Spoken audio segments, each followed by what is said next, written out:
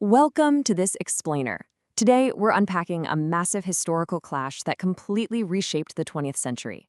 Picture this. It's the dawn of the 1900s. The British Empire is literally running a quarter of the globe. Its navy rules every ocean, and its confidence is just absolute. Unstoppable, right? But then, an incredibly small, scattered force of independent farmers, armed with modern rifles and a ferocious love for their land, takes on this global superpower and brings it to a grinding halt. We're talking about the Boer War and the profound, deeply tragic roots it laid down for modern South Africa. Okay, let's dive into this. Seriously, how on earth did a colonial war against roughly 80,000 pastoral farmers expose the strategic vulnerabilities at the very heart of the greatest empire in history? To understand this massive military mismatch, we really need to look at exactly what was driving both sides. So, the Boers. These were descendants of early Dutch settlers, and they fiercely valued their independence. Back in 1836, thousands of them actually packed up their wagons in what's known as the Great Trek. They walked hundreds of miles into the harsh African interior just to escape British rule and set up their own republics. And for a while, Britain was totally fine leaving them alone out there. But then, fast forward to 1867, and again to 1886, the discovery of unimaginable diamond deposits, and then literally the single richest gold deposit the world had ever seen, right there on the Witwatersrand Ridge. Suddenly, the land the Boers occupied became the most valuable real estate on the entire continent. You can see the collision coming. Imperial greed was heading straight for Boer independence. That gold rush created a really tricky demographic problem, which brings us to this term, Uitlanders. It's an Afrikaans word that literally means foreigners. Tens of thousands of mostly British miners and opportunists just flooded into the Boer Republic of the Transvaal. Now, the Boer president, Paul Kruger, knew that if he gave these foreigners the right to vote, they would quickly vote his republic out of existence. So he taxed them heavily and denied them the franchise. For British imperialists like Cecil Rhodes and Alfred Milner, this was the absolute perfect political pretext. They framed these Uitlanders as an oppressed population, giving Britain the moral cover it needed to force a confrontation and, let's be honest, grab the gold.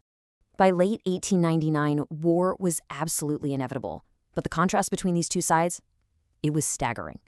The British assumptions were just pure hubris. They genuinely expected a swift, easy colonial policing action. They had fewer than 15,000 troops in the region, relying entirely on old-school parade ground formations and conventional European tactics. But the Boer reality on the ground was totally different. Every man between 16 and 60 was essentially a soldier. They fought in these highly mobile units called commandos.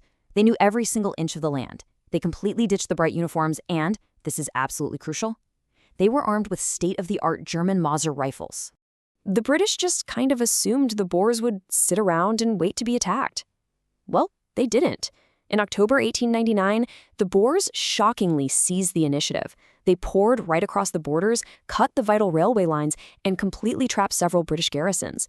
They laid siege to the critical towns of Ladysmith, Kimberley, and Mafeking. In a matter of weeks, the entire geography of the war took on a shape that London hadn't even remotely considered. Meanwhile, back in London, the arrogance was just palpable. An 80-year-old Queen Victoria allegedly declared, "We are not interested in the possibilities of defeat. They do not exist." Talk about an incredibly confident statement, right? But the brutal, gritty reality of the South African veldt was about to shatter that illusion entirely. The whole world watched as the mighty British Empire got thoroughly humiliated by a tiny republic. And that brings us directly to the disaster that the British press quickly dubbed Black Week in December 1899. Over just 5 days, in 3 separate battles, the rigid British army marched completely blindly into devastating Boer ambushes. At Stormberg, Gattaker's troops were caught out in the open. At Majorsfontein, Lord Methuen Ellice Highland Brigade walked straight into point-blank rifle fire from hidden trenches at the base of the hills, literally destroying the brigade in a single morning. And at Colenso, General Buller lost over 1,000 men just trying to cross a river. 3 battles, 3 absolute catastrophes. So the crucial point is this staggering response, 180,000. The British finally realized their very survival was on the line here. They replaced their commanders, bringing in Field Marshal Lord Roberts and his Chief of Staff, Lord Kitchener, and they just flooded South Africa with imperial reinforcements from Britain, Canada, Australia, and India. Practically overnight, they transformed what was supposed to be a colonial police action into an enormous modern military machine. Lord Roberts realized right away that the old way of fighting was practically suicidal, so he shifted tactics immediately. No more marching in straight lines into entrenched Boer rifles. Instead, he utilized sweeping cavalry flanking movements. He used his massive numerical superiority to simply go around the Boers. And you know what? It worked. By February 1900, he had relieved the sieges, and by June, he successfully captured the Boer capitals of Bloemfontein and Pretoria. At that point, Roberts actually declared the war essentially won. But here is the massive question that ended up reshaping everything. What happens when an army loses its capitals, loses its formal structure, but simply refuses to surrender? Well, the answer to that was a grueling, miserable guerrilla war. Boer leaders like Louis Botha, Christian de Wet, and John Smuts made a calculated decision to just change the rules. They abandoned the heavy wagons and artillery. Instead, small, incredibly fast-moving commandos used the vast, rugged landscape of the veld to ambush British supply lines, derail trains, and vanish right into the hills before reinforcements could ever arrive. They essentially turned the geography of South Africa itself into a weapon against the slow, rigid British garrison system. And this brilliantly illustrates the cold, mathematical response of Lord Kitchener. To stop these guerrillas, Kitchener realized he had to completely remove their ability to survive out in the field. So he implemented a devastating scorched earth policy. British troops methodically burned over 30,000 Boer farms, slaughtered livestock, and destroyed crops. Then they compartmentalized the landscape. They built 8,000 fortified blockhouses, connected them with 4,000 miles of barbed wire, and literally used troops to sweep the land like a giant net. But this brutal strategy created a massive humanitarian crisis. By burning all those farms, Kitchener displaced tens of thousands of Boer women and children. They were rounded up and thrown into a hastily constructed network of concentration camps. The conditions were absolutely horrific. Tents were overcrowded, water was contaminated, and medical care was practically non-existent. And that leads us to a truly staggering human toll: 28,000. That is the estimated number of Boer civilians, the vast majority of them young children, who died of starvation and diseases like measles and typhoid inside these British camps.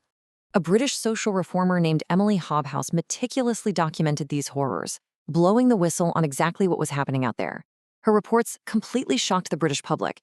It actually led the Liberal leader Sir Henry Campbell Bannerman to famously describe the British military strategy as methods of barbarism. It was a moral stain that forever cracked that so-called civilizing facade the British Empire loved to project. But listen, if we only talk about the British and the Boers here, we are missing a vital, incredibly overlooked piece of this history, because the Boer War was never just a white man's war. Hundreds of thousands of Black Africans were drawn directly into the conflict. They were utilized as scouts, runners, laborers, and guards by both sides. And when Kitchener's scorched earth policy destroyed the agricultural landscape, Black African farm workers and their families were displaced right alongside everyone else. The British actually established a separate, parallel network of concentration camps for these displaced Black Africans. The conditions here were arguably even worse, with smaller rations and almost zero medical care. And because record-keeping in these specific camps was nearly non-existent, the exact human cost remains tragically uncertain to this day.